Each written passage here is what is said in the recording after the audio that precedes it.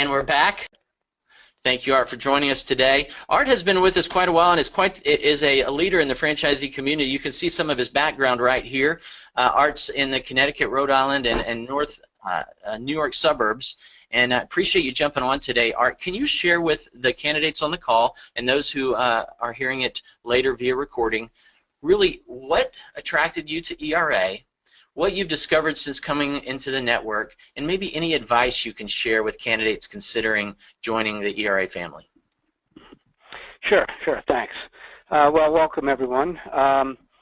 So I joined ERA roughly 13 years ago, and when I was looking into different companies, what I liked about ERA is it was a franchise that was in the professional that had professional services, and that was something that I was looking for.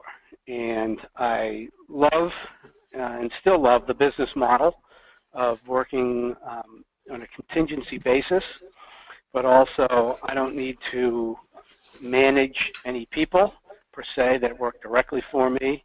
I'm primarily a client acquisition manager person. I do some analytical work. So when I get a client, I find the people within ERA to deliver those projects. I do need to manage them as well as manage my clients' expectations, but I don't have anyone on my payroll, which I really do like. And again, I think the business model where it doesn't cost a lot to get in, and you just go out, and if you can sell, you can do very well. And when I first started, I had two big decisions to make. Two things I needed to find out. One is this a company, a real company, and the second is the skills that I have and things I want to do. Do they match what is required with ERA?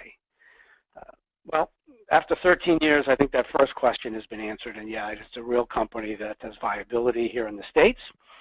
And the second question is really, one that you need to come up with. What are your skill sets? What do you like to do or want to do? And if you do them well, will ERA help you make the money that you want to make? One thing I think too is, Red alluded to is, you can make money in a lot of different ways. We have a lot of successful people that have successful backgrounds that join our company. I think one skill that if you don't have and you're interested in learning it, I think that you will need is to sell. Because most people probably listening here will probably be client acquisition people, and if you don't have sales skills, it doesn't mean you won't succeed here, but as long as you have a willingness to learn some skills. And that's that's what attracted me to ERA. I think your business changes over the years, and I think that's a good thing. You can focus more on acquisition. Some years you may do a little bit more analytical work. But it's a very strong network and allows you to do several, take on several roles if that's what you want to do. Perhaps even talk into your own microphone, guys, and ask questions. We'll do that in just a moment after we hear from our next franchisee. Art, could you remind me your focus within ERA? Really, what do you spend most of your time and efforts doing? And if I remember correctly, you've done some of both roles. Yep, so primarily I do client acquisition and client management. There are a couple categories that I do analytical work, and depending on what's going on in in the markets, sometimes it's a 50-50 between the two. My income is 50-50. Lately, my income's more due to my client acquisition business. If that slows down, then sometimes the analytical work will pick up, and I'll make more money in that area. Interesting. Thank you, Art. I appreciate it. And if you can hold on and dial, Kevin is franchisee and our brand new franchisee in the Dallas-Fort Worth area. So new, in fact, that I don't have a lot of background from him that I could pull from quickly as I was jumping on this call. So grabbed his LinkedIn profile picture. Kevin, I hope that's okay. And and we're honored to have you on the call today. Kevin, you're brand new. Can you share again what attracted you to ERA? Maybe a little bit about your background and any advice you can give to candidates. Hey guys, so I've been about 25 years. 23 of that's in pure healthcare, and through my healthcare experience, I worked on a lot on the operational side, on the client service side, both in the payer area as well as on the provider side.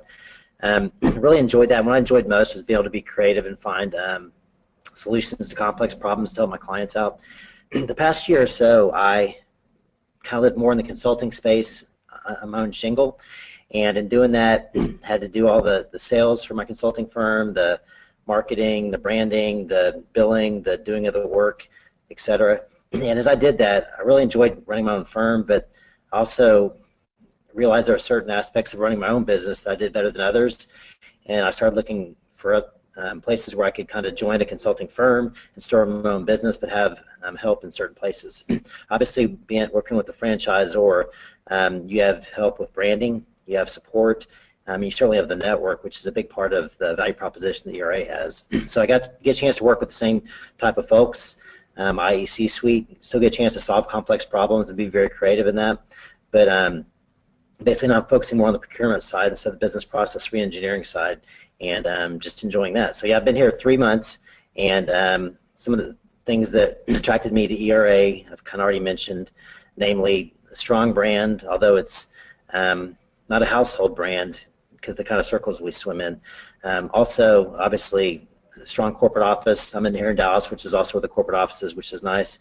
And the network, as Red said, it's rich with probably 100 people that do category specialty work, so these people are very effective in negotiating savings for everything from telecom to medical supplies to pharmaceuticals to factory consumables to office supplies, etc. And so you have people with a lot of depth in those spaces. So when you come on, I kind of coined a plant switchboard operator. You just need to see the clients, the prospects you're working with, assess what their needs are, and bring the right people to the table to help bring the savings. So you don't have to be an expert in those places. You have ample resources and a very strong network in those supply categories. You just need to know how to bring in the right people to affect the savings and bring the value that we commit to. So, Kevin, and you've got the benefit of, and it's not that all unique. I have a lot of candidates interested in working with their spouse and having to be able to spend more time with the family or more time at home, but certainly with the spouse or perhaps even a son or daughter. How is that in your world working with Paula?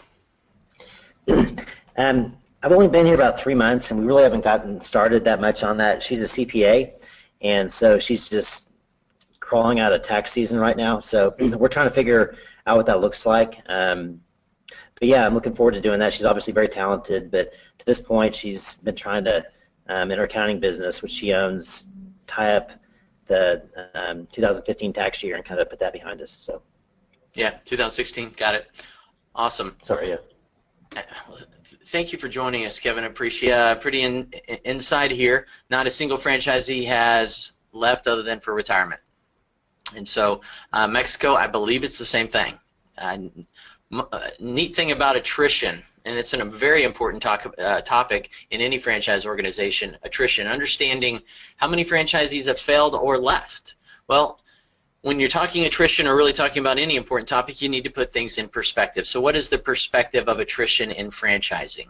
I don't have all the stats for Mexico or for Canada, but it's certainly not that far off from the U.S. The U.S. stats say that if you take the entire world of franchising, from the lowest investment work from home opportunity to the biggest brick and mortar multi-million-dollar investment, if you take them all, the average annual attrition is around 10.7%. year in, year out.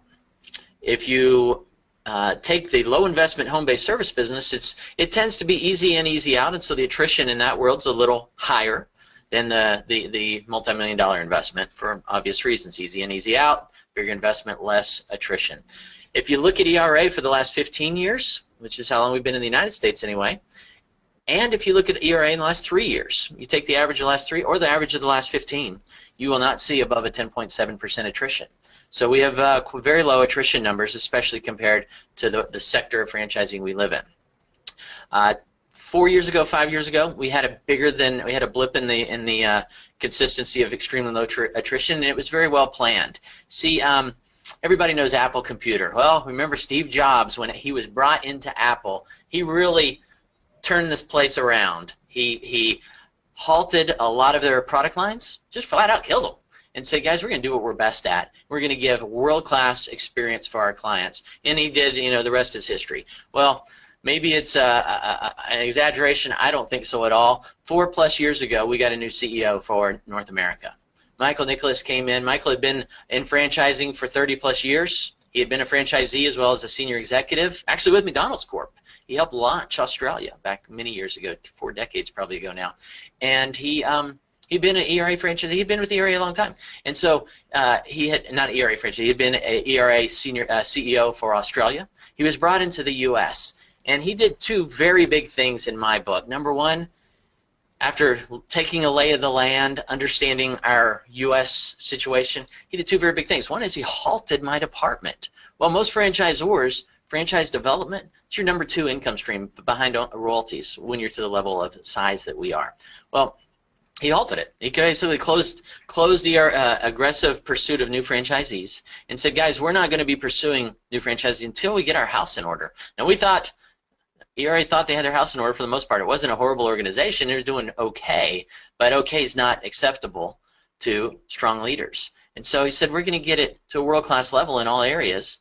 And then number 2, while he was putting in better marketing, better tools, better processes, better training, better in-field accountability and support, new website, new everything, elevating us up to a much higher level, the number 2 thing he did is said, I'm going to talk to the network. I'm going to get to know the franchisees. And it took a couple of years, but one-on-one, he was connecting with every franchisee in the country and having, a heart-to-heart. Are you happy? Are you profitable? Are you following the systems? Do you like the new support we brought into it? Well, as in most organizations, there's a significant percentage, give or take around 20%, weren't happy, weren't profitable, weren't following the systems. And so instead of the traditional answer a CEO would give, which is, well, you owe us a whole bunch of royalties for the next 5 years or 10 years or whatever the remainder in your contract is, he said, okay, you're not happy, you're not profitable, you're not going to follow the systems we've got in place. Let's find you another life. Let's get you a job. If you should have had a job in the first place, perhaps, maybe this world's not for you. You had never been outside of a very structured corporate environment where everything was given to you. You had people reporting to you, and you reported to someone every minute of the day. That's your world. That's a great world for some people. Let's get you back in that world. And so when I heard about that story and him letting them leave, I said, let's put that part of our culture, put that in the franchise agreement. And so today, and since I've been with ERA, no one has taken us up on the option of you can exit for 6 months minimum royalties, very minimal exit fee, and you're free to go about and do what you like, except compete with ERA.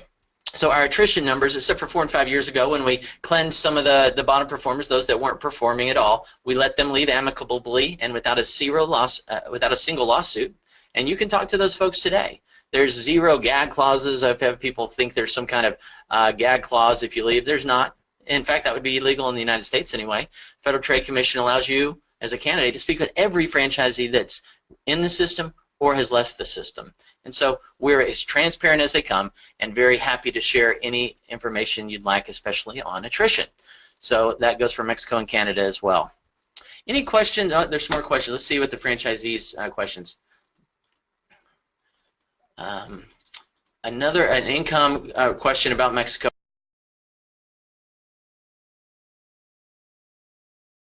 Terry, what's your question here? How long did it take Art? Art, got a question for you, my friend.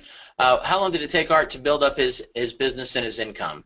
And obviously, we're always building our business, but Art, what are your thoughts on that? From a and by the way, guys, let's put it in perspective again. The franchise today and the opportunity, the training, the support, the tools, the brand, everything about us has increased and improved significantly from 13 years ago when Art was one of the very first franchisees. But Art, what can you share about? Feel free to share how you started out, but also any insights as it might apply to a new franchisee coming in today.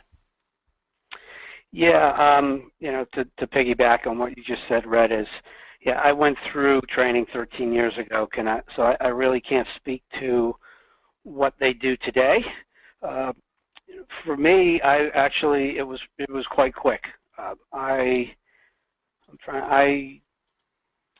trying to think back. I think I got 2 clients in 3 months and was billing around the 6-month mark. So for me, it happened a little quicker than most, but it just shows that you know, you need to. And I have a sales background, so you go out there, you follow the program that the training puts, you know, teaches you. You know, it can, you know, you can start up quickly, and then you just have to you know, try to sustain that and keep getting new clients, and then you have your, every project is a 24-month annuity. Kevin, where are you at on things? Obviously, you've been at it about 3 months. How's the client acquisition going for you? I think it's going pretty well. I have 1 CEL signed. It's a pretty good sized client. We're in the process of gathering all the information right now from the client, which is after what they do after the CEL to basically give us all the information, the letters of authorization we need in order to go to the suppliers directly to start renegotiating things. So, so I think it's going pretty well. Also, there's I think Jack said before, there's many successful people as there are in ERA. There's different ways of becoming successful, and so I'm trying to find the areas that I'm the fastest in or the most productive in as far as sales go, and the combinations of conferences, networking, direct sales, speaking engagements, etc. And so I feel like I'm getting a lot of really good feels as far as most productive ways to go after leads and stuff, and I feel like I have a lot of leads out there. But yeah, I have 1 client that's been sold, and we're actually implementing that right now, so that's kind of where I stand at this point. Thank you, Kevin. There was a question about the marketing co-op and marketing the ad fund and the benefits you're receiving from it, or lack thereof, perhaps. It says, Kurt's asking, so what is the marketing support provided that is supported by the 3% fee? And do Kevin and Art find that this marketing has helped to drive client engagement and attraction? It may be a little early for Kevin to speak to it. Go ahead, Art. Kevin. Yeah, actually, I've used a fair amount of that. I've gone to 2 conferences. One's the Association for Corporate Growth. It's a private equity investment banking constituency. Also, Torch, which is an organization for rural and community hospitals in Texas. For one of those, we sent out flyers pre-conference, and I was pretty happy with this and surprised because, I mean, I could have created the flyers myself, but we have a really good marketing department. I worked with an all-star category specialist and the marketing department. We created a flyer that was really good. It had a half-page artwork on it about like a picture of a nurse and an administrator in front of a hospital, and also some questions that were tailored to that particular audience. And then we wrote a letter underneath it, and so had a lot of really good hands to help me figure out the best way to make that articulate, the best pictures to throw on there, the best way to kind of polish it up. And then I sent that to about a couple hundred people before the conference, which really helped create some warm introductions for the people that we would meet at the conference as we did a booth. And so, yeah, the marketing department, through doing booths, through creating pre-conference preparation, through even the booth setup, which includes banners that are tailored to healthcare, which is what we used. And so it wasn't just a general cost savings banner. It was one that pertained to healthcare and was tailored to that industry. And so, yeah, I'm relatively new, obviously, but I've been very pleased with the way that marketing helps be creative to focus on the niche that you're trying to penetrate, and think outside the box. And even with like Gene and Jack, if there's something I'm writing that's going to a whole bunch of people, whether it be a LinkedIn invite or a big promotional, I get some really good feedback on the ways to nuance that so it's as effective as possible. Because if you're going to spend the money to send something out to a lot of people, you want to make sure the messaging is as strong as possible. And everybody's been very helpful, and I've been very surprised and very happy with that. So when you look at the 3%, it's pulled together, and when you're starting out your business like Kevin, you've put nothing into it at the beginning, and for several months you'll likely put nothing into it, and yet you're getting the same reward, same benefit of it as someone who's putting thousands into it. So at the beginning of any franchise, you've got that marketing co-op, and it can be a very nice benefit to help kickstart your business even faster. But at the tail end, when you're putting a lot of money into it, hopefully you're generating an equal value as well. So What does it go to? I can speak to some of that, and we've got a marketing support webinar that I'll get to you if you haven't already seen it. In the process, I get you an operations support webinar, marketing support webinar, trusted business advisor webinars, get you as much education about the model as humanly possible. And so the franchisees have designated some of it to go to local franchisees' efforts like Kevin's to support with events or local marketing, a portion of it. Another portion that goes to a high-tech HubSpot marketing platform that is used to communicate and track a lot of our communications to potential clients. We've also got 4 folks on staff that are in the marketing team, supported by that marketing co-op, to a full-time content writer, a digital marketing expert, a everything else marketing expert, our SVP of Sales and Marketing, Gene Rosendale, which many of you have seen on the Trusted Business Advisors. Part of his compensation is covered in the marketing co-op. So they're all various aspects to help you build your business, whether it be our web design firm, constantly doing SEO and pay-per-click and SEM and remarketing and tracking pixels, and all the different technologies available to us today are used to help build your business further. What it's not is, it's not going to, you start on day one as a new franchisee and we hand you 100 leads. Now, we have the Dun & Bradstreet Hoover's database, so you can log in and we can help you identify potential clients, but we're not just feeding you day in, day out folks who are calling the call center left and right wanting appointments with you. Not going to happen. We're helping you to get those clients, and occasionally that does happen. It should be a source of revenue, but it will not be, the leads coming in through our website will not be your primary source of revenue. Yeah, Red, I think to add to that is, I think the type of marketing we do is one-on-one marketing, and, glad to, so I've been here for a while and have recently, taken advantage of it. Glad to see, Kevin, that you've really jumped in, maybe probably the newer people, since there's a little more money in the pool and different plans have been, developed to take advantage of, so there's ways you can use it, like Kevin is. But like Red said, it's not a type of marketing that's going to, go out, put in ads, and send you leads, because our services need to be sold one-on-one, and that's really, but for marketing, I think, the type of efforts that Kevin is using is where you'll get a big bang for your buck. Thanks, Art. We have a question from Sammy. He says, does ERA provide analysts with tools to do category and analysis for clients, such as software, access to databases, costing systems, etc.? So Art can probably, both you guys can address that. I think I'll preface it with, the number one value our analyst franchisees bring is their world-class experience. Now, yes, they have some software, certainly access to costing databases and previous bids, but for other franchisees, all of that, you guys can go deeper. But the true number one value is the expertise of the analysts. So what was the question again? Does ERA provide analysts with tools to do category analyst work for clients? So I think, to piggyback on what Red was saying is, I guess there are some tools that they provide, such as a system that helps you put out a professional RFP. I think and that comes from corporate.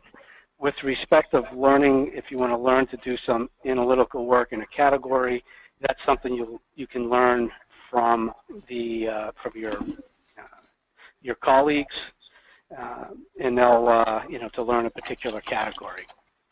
And then with respect to, after you do the analytics, there are reports. ERA has 2 different reports, the baseline and the recommend or options report, and we have templates on how to write these and the format that everything needs to be in. So they do help you with that as well. Terrific, guys. On Earth, save money. So a very open model from that aspect. Number 2, you do have a marketing territory. It's much bigger than a traditional territory. A marketing territory, as you can see on this little slide here, tends to be a state. It might be, Chicago Metro, which is bigger than most states in population, or it might be 5 states. But it's a significant area, and that's where you can market your practice. That's where you can do speaking engagements. That's where you can do direct marketing. So the difference being, you can get clients anywhere on Earth from referrals or from previous relationships, but marketing your business Building that network needs to be more local, to Art's point. And lastly, in a franchise, you want to have some exclusivity. Most franchises, exclusivity is all around geography. You own one zip code, or you own a 2-mile radius from your office, for instance. With us, it's two-pronged. You've got a very large marketing territory, and then within that territory, you can identify up to 50 potential clients, and we help you identify them. And they're exclusively yours. You tag your name, you put your name on them, and they're registered to you.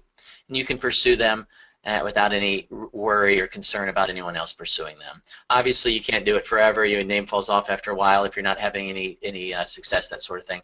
But it's a very collaborative model where if you have an opportunity, someone's name on it, you talk to them and see what the options are. Next is attrition and retention. We already talked about that.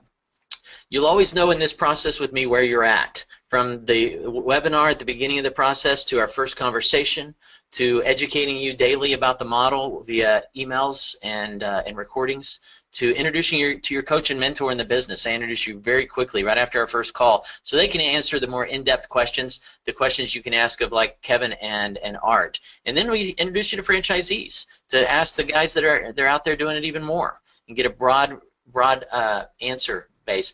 Keep in mind when you're talking to franchisees, you want to listen for consistency. Even a negative, if it's consistent, builds credibility to the answers. You and I will go through the FTD together, make sure you're comfortable with the legalities and the agreement.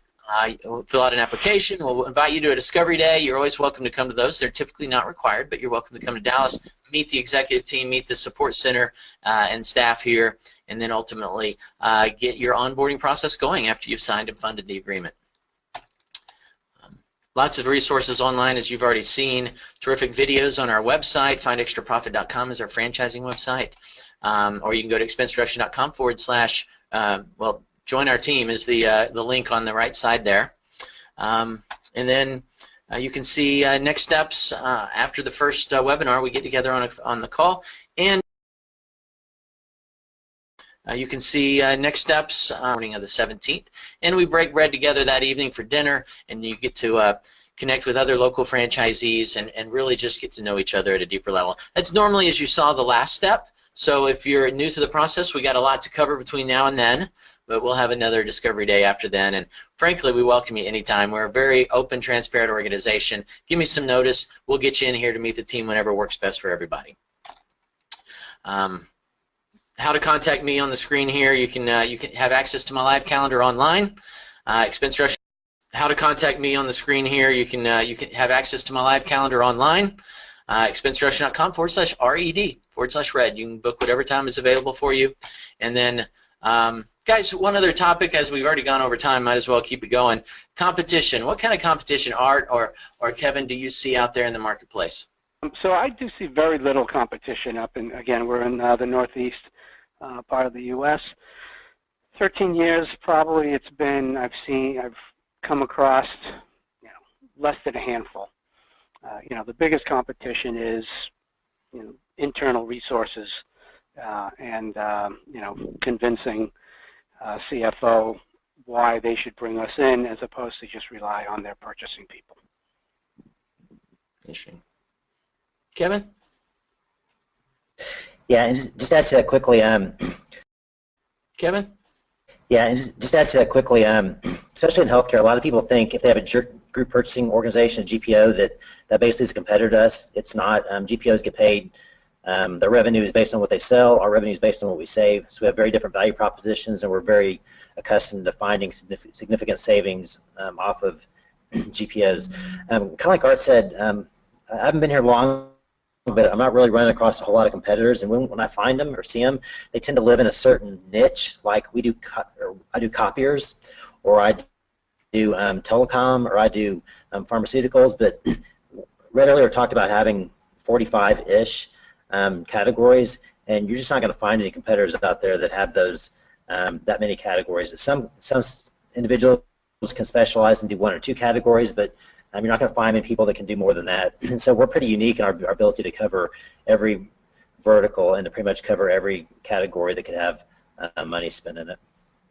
2 camps. One is that the global brands that are for the bigger clients typically. The difference is they don't spend much focus at all on the procurement supply chain space, nor do they like doing a contingency model at all, nor do they like staying on board to implement projects or oversee the expense projects ongoing. That's all part of the core of our model, not theirs at all. In fact, a number of the global brands that are household names have brought us in to represent them to clients, or perhaps even do some work for them internally. So very different from that world. Flip it over to the other space, the small mom and pops.